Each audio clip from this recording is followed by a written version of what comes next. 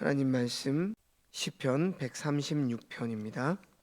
오늘 본문 시편 136편은 표제가 없는 시편 중에 하나이며 대할렐 시편으로 구분이 됩니다. 할렐 시편은 유대인들이 절기 때 가정이나 성전에서 함께 불렀던 찬양 시편을 의미합니다. 한 가지 주목할 것은요, 각 구절마다 상반절과 하반절이 명확하게 구분이 되어 있는 시라는 것이죠. 이처럼 상하반절이 명확하게 구분된 것은 상반절은 인도자가 선창을 하고 하반절은 회중들이 화답을 하는 그러한 형태이기 때문에 그렇습니다. 그래서 우리가 잘 보면 인도자가 부르는 상반절은 각 구절마다 다른 내용을 노래하고 있지만 회중들이 화답을 하는 구절은 동일하게 어떻게 하죠? 그 인자하심이 영원함이로다 라는 찬양으로 이루어져 있습니다. 앞선 120편에서 134편까지는 성전에 올라가는 노래라는 표제어를 가지고 있는 시편이었는데요. 성전을 향하는 중에 부르는 노래 다음에 이어지는 노래가 성전에서 공동체가 함께 부르는 찬양시인 것은 매우 자연스러운 모습이라고 할 수가 있습니다. 오늘 시편은 바벨론 포로기 혹은 포로기 이후에 지어졌을 것이다, 이렇게 학자들이 추정을 합니다. 정확한 시기를 알 수는 없지만요, 분명한 것은 나라는 망해서 불타 없어지고 이스라엘이 믿고 있던 하나님이 바벨론의 신에게 진 것만 같은 그러한 절망적인 상황 속에서 이 시가 나온 것이죠.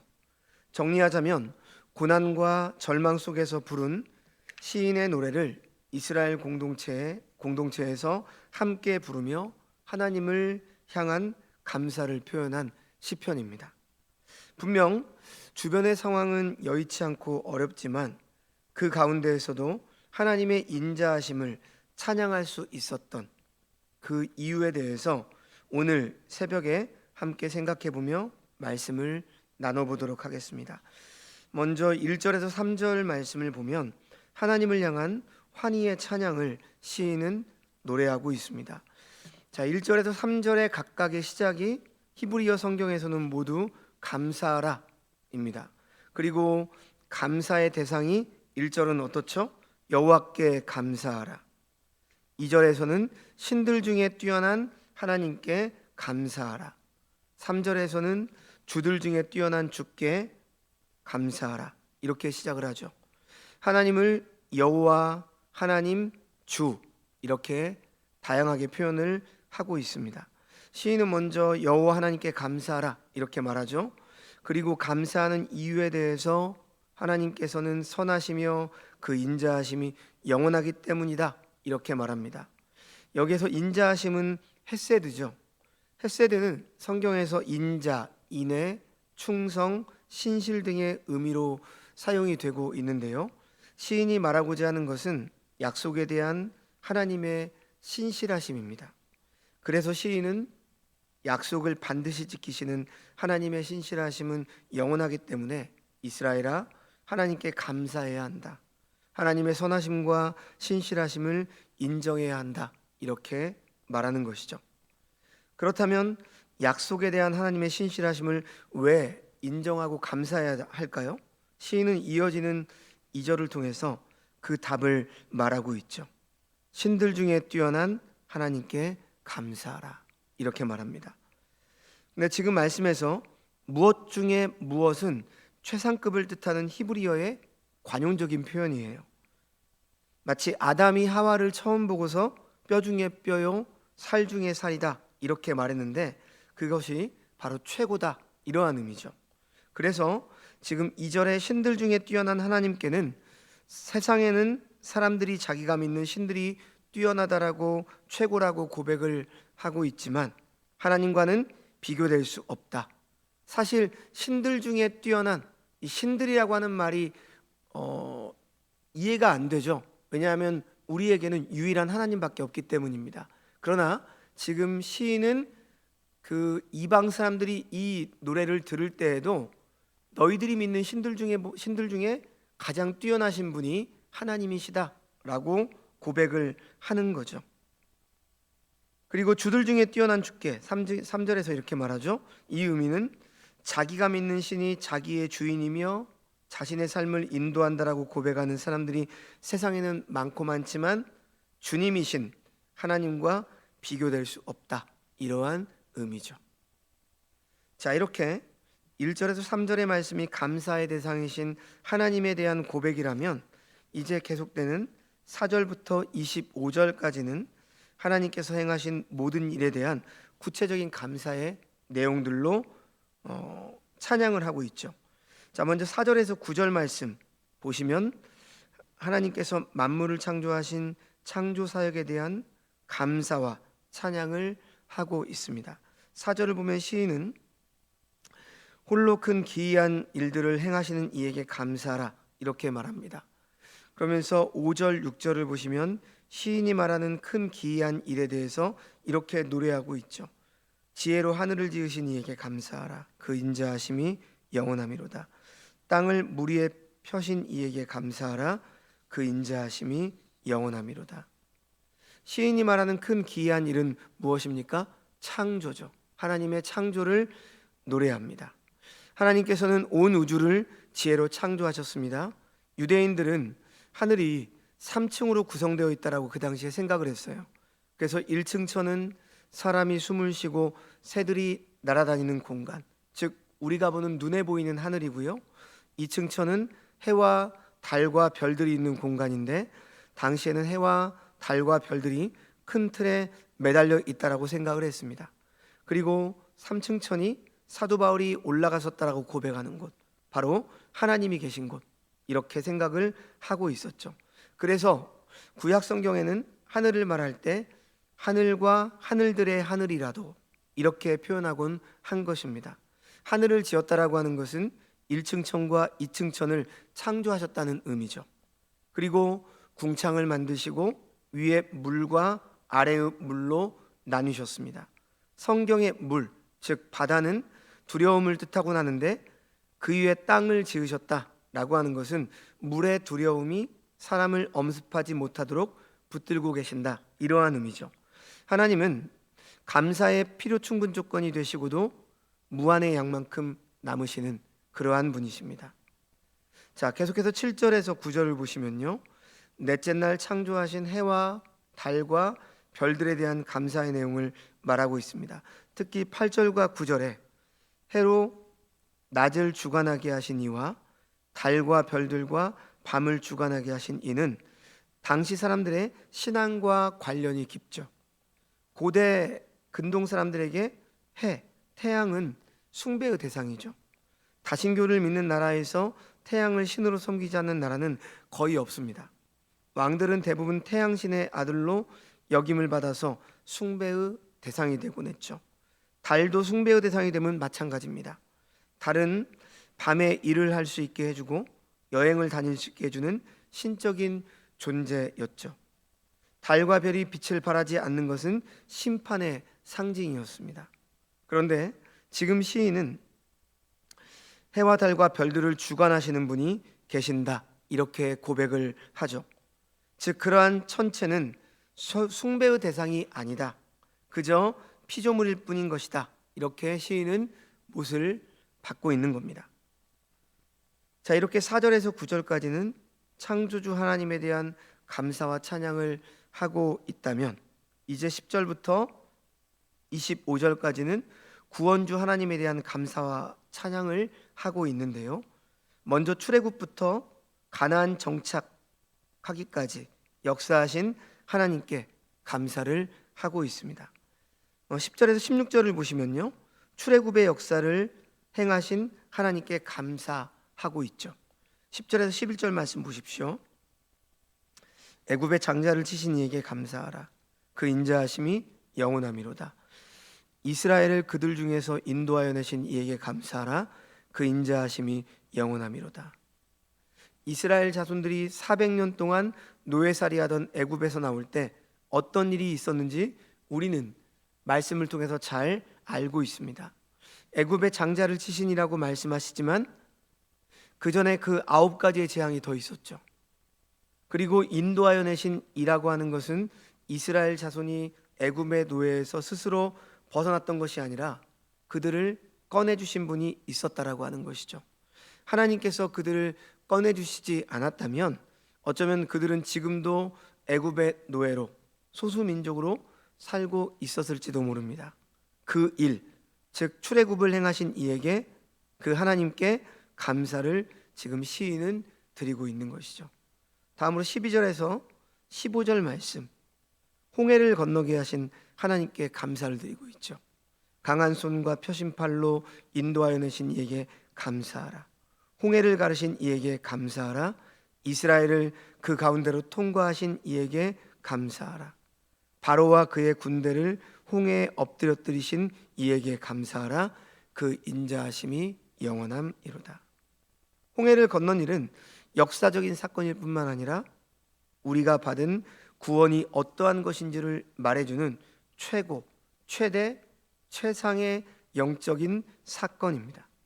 자, 다음으로 16절에서 20절 말씀을 보시면 이스라엘 백성들이 광야 생활 속에서 인도하신 하나님에 대한 감사와 찬양의 내용을 고백하고 있습니다.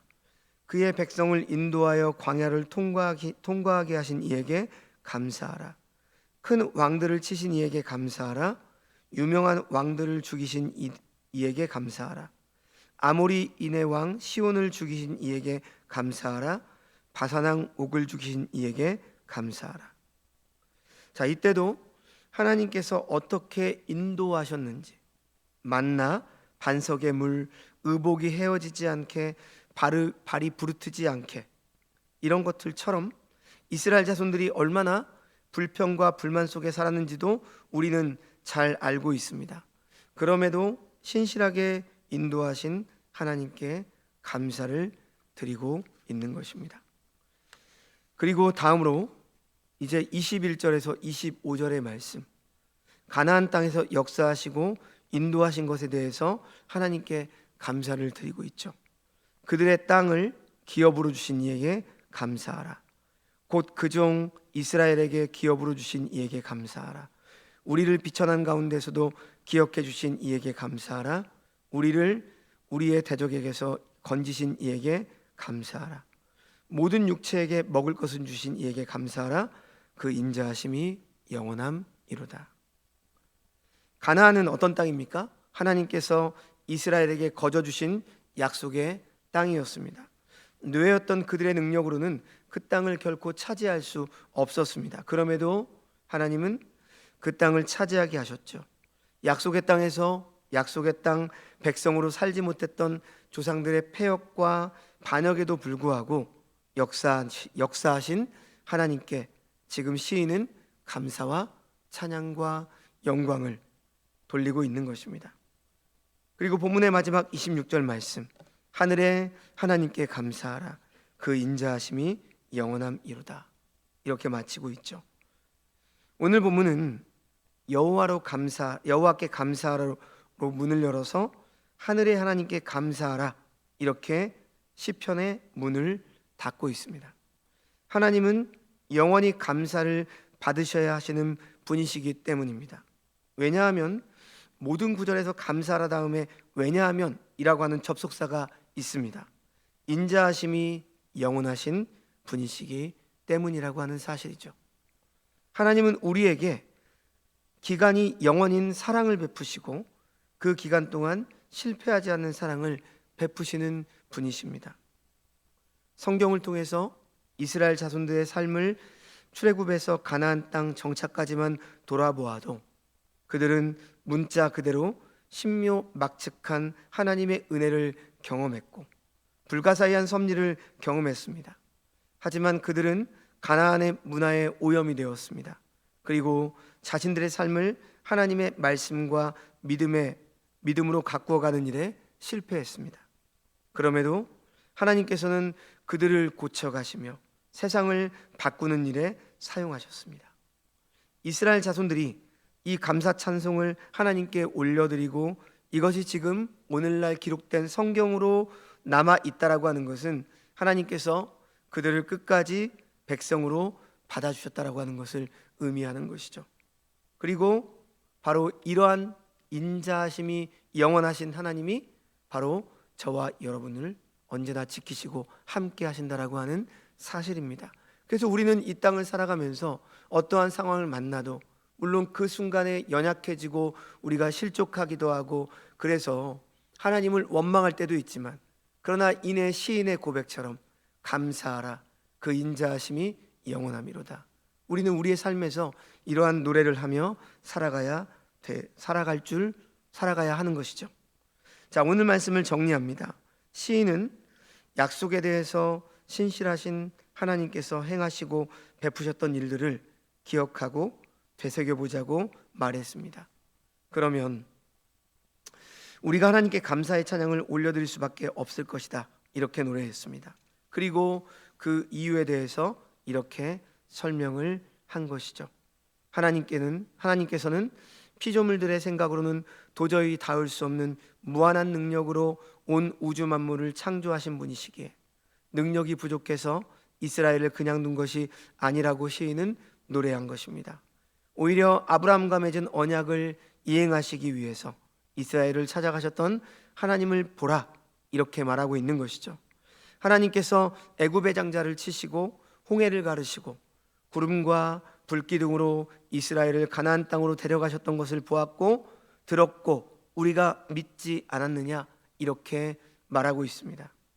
과거에 이스라엘이 고통과 속박 가운데 찾아오신 하나님을 만나고 경험했던 것과 같이 현재를 살아가고 있는 오늘의 우리도 그렇게 하나님을 만나게 될 것이라고 오늘 이 시인은 우리에게 노래하고 있는 것입니다. 하나님께서는 그 인자하심이 영원하기 때문에 약속대로 반드시 우리 곁으로 찾아오셔서 손을 내미실 것이기 때문에 그분을 인자하심에 감사할 수밖에 없다라고 고백하고 있는 것이죠. 그렇다면 현재를 살아가는 우리는 오늘의 이 말씀을 어떻게 대입해 볼 수 있겠습니까? 허물과 죄로 인해 죽었던 우리를 구원하시기 위해서 예수님께서는 친히 우리를 찾아오셨습니다. 우리의 연약함과 부족함을 대신 짊어지시고 우리의 속사람을 새롭게 하기 위해서 십자가에 달리기를 주저하지 않으셨습니다. 또한 죽음을 이기시고 부활하셔서 우리에게 새로운 생명을 주시고 하늘로 승천하신 후 성령 하나님께서 우리 곁으로 오셨습니다. 성령님께서는 믿지 못하는 우리의 마음을 변화시켜 주실 뿐 아니라 상처와 아픔과 고통으로 뒤범벅된 우리의 마음을 늘 고쳐주십니다. 뿐만 아니라 우리가 죄악된 길에서 떠나 아버지 하나님께로 나갈 수 있도록 인도해 주셨습니다. 그리고 그 길에서 벗어나지 않도록 우리를 단련시키시고 하나님의 자녀다운 삶으로 변화시켜 주셨습니다. 약속의 말씀대로 이루어지지 않은 것이 단 하나도 없는 것입니다. 이것이 우리의 삶에서 경험되고 받아들여지고 인정될 때까지 하나님의 손길은 계속 이어질 것입니다. 그 인자하심이 영원함이로다.